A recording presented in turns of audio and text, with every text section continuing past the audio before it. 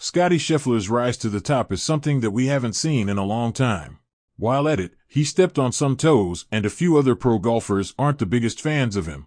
But before that, we have to dive into the start of an already historic career and see just why pros hate him. Scheffler was born on June 21, 1996 in Ridgewood, New Jersey. He would live there for the first 6 years of his life, when one day his mom Diane got a call to become the COO for a law firm out of Dallas, Texas.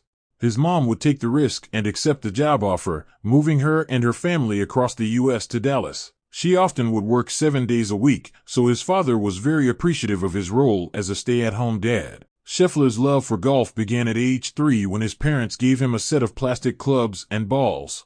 Once the family was moved to Dallas, Scott and Diane would decide that the Royal Oaks Country Club offered the best environment for their son to develop his skill. However, they couldn't afford his membership, so they borrowed money to fund Scottie's development at the club. He established himself as a golf prodigy at a pretty young age and attended Highland Park High School, the same as Matthew Stafford and Clayton Kershaw. As a junior, he sprained an ankle in a pickup basketball game just days before the state championship tournament in Austin. The Highland Park golf team traveled to Whispering Pines Golf Club for practice, and Scottie showed up with a boot on his left foot. His head coach met him on the range and questioned if he could even play.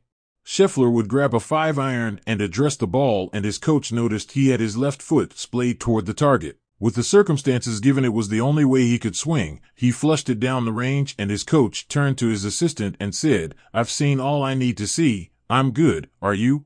A few days later, Scheffler captured the second of his 3 consecutive Texas 4A individual state titles and the team championship by 25 shots. Scheffler would then go on to graduate class of 2014. He would then be recruited by the Texas Longhorns and attend school that fall. He said that he loved Coach Fields, and he was one of the big reasons why he chose Texas.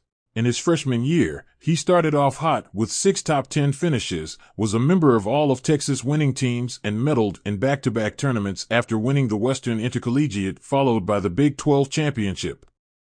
Sophomore year, he finished in the top 25 8 times and only shot 18 of 40 rounds at or under par. He then posted a season-low 9th place finish at the Big 12 championship. Junior year, Scottie shot 24 of 37 rounds at or under par. He had 6 top 3 finishes, and 34 of 37 rounds were counted towards the team score. He shot 11 rounds in the 60s. Senior year, he had 8 top 25 placings in 11 events, shot 13 rounds in the 60s, and had 5 straight top 11 finishes with 22 of 34 rounds at or under par. At the 2015 NCAA Regional in Lubbock, Texas, Scheffler would end up with a half-inch thorn in his left thumb. He would still shoot a 69 in the second round and win the tournament by 4 strokes to advance his team to the national championship.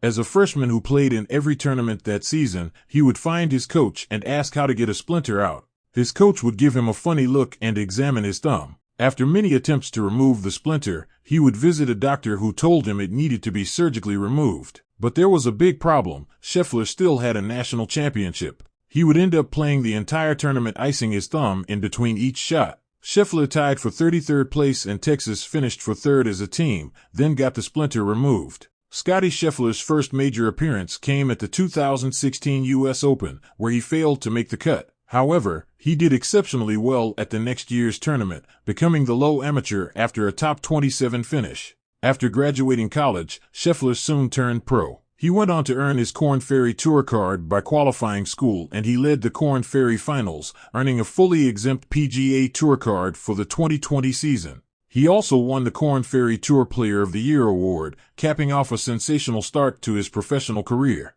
In August of 2020, Scheffler finished in the top 5 of the PGA Championship, walking away with $528,000 in earnings. He was later named the PGA Tour Rookie of the Year.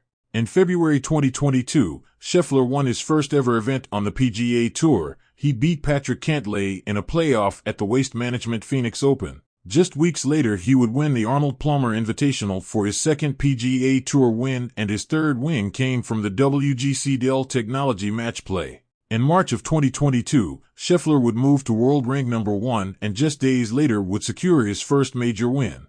He was eventually awarded the 2022 Player of the Year and won the Jack Nicklaus Award.